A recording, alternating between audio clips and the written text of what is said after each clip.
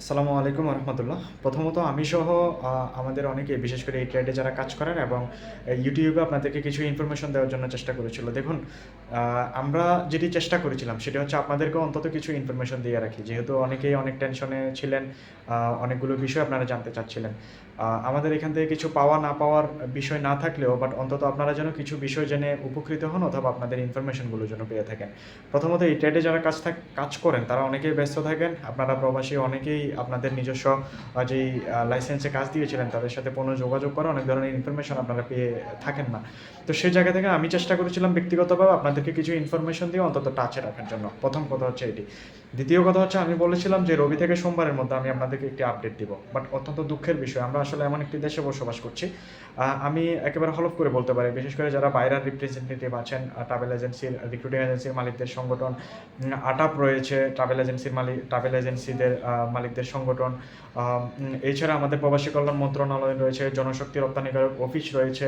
তারা চেষ্টা করলো অন্তত আসলে হাজার হাজার প্রবাসী যারা একেবারে কোনো প্রকারের নিউজ ছাড়া, কোনো প্রকারের ইনফরমেশন ছাড়া দীর্ঘ প্রায় আজকে ২ সপ্তাহ ধরে তারা একটি অত্যন্ত ভীতিকর পরিবেশ পার করছেন। বাট কোনো প্রকারের ইনফরমেশন কোনো অথরিটি থেকে তারা এখন পর্যন্ত পাননি।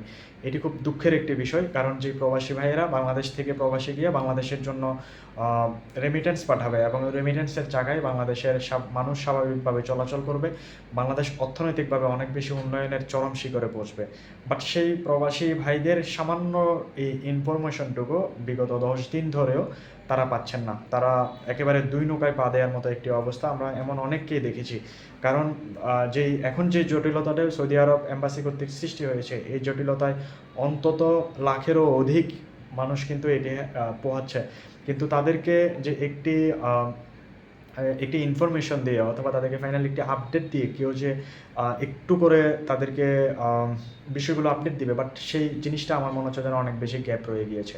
এটি সত্যিকার তো দুঃখজনক।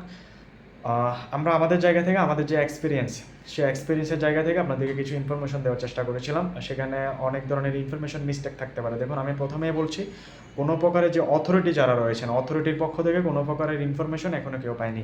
বাট বিগত দিনের এক্সপিরিয়েন্স থেকে আমরা যারা ট্রাভেল রিলেটেড কাজ করি এবং ইউটিউবে আপনাদেরকে কিছু দিক নির্দেশনা দেওয়ার চেষ্টা করি, আমরা আমাদের জায়গা থেকে চেষ্টা করেছিলাম। সেখানে অনেক ধরনের ইনফরমেশন মিস্টেক রয়েছে। এখন আসা যাক আপডেট।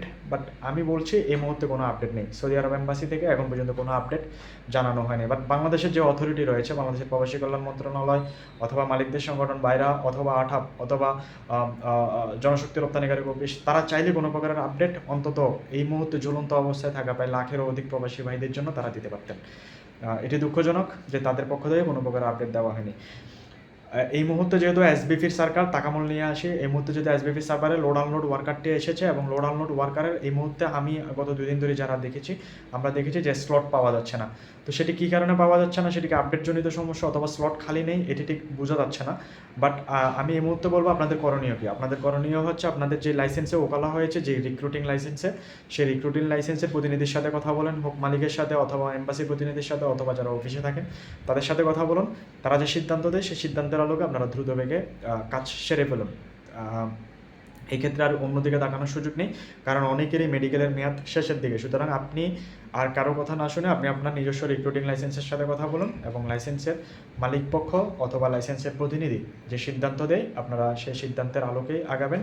আর সেকেন্ড কথা হচ্ছে, এটি গেল লোড আনলোড ওয়ার্কারের বিষয়ে। এবং আরেকটি বিষয় যেটি ক্লিনার, এখনও যদি এটা এসবিপি সার্ভারে আসেনি এবং এম্বাসি থেকেও কিছু জানানো হয়নি এবং আমাদের যে সকল প্রতিনিধিরা রয়েছেন, বিশেষ করে কর্তামহল রয়েছেন, তাদের পক্ষ থেকেও কিছু জানানো হয়নি।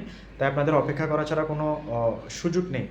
এর মধ্যে যদি পরিবেশ পরিস্থিতি ঠান্ডা হয়, এম্বাসি থেকে কোনো নিউজ আসে, অবশ্যই আপনাদের নিজস্ব রিক্রুটিং লাইসেন্সগুলো প্রথমে আপনাদের ফাইলগুলো সাবমিট করবে। এটি অন্তত আপনাদেরকে আশ্বস্ত করতে পারি।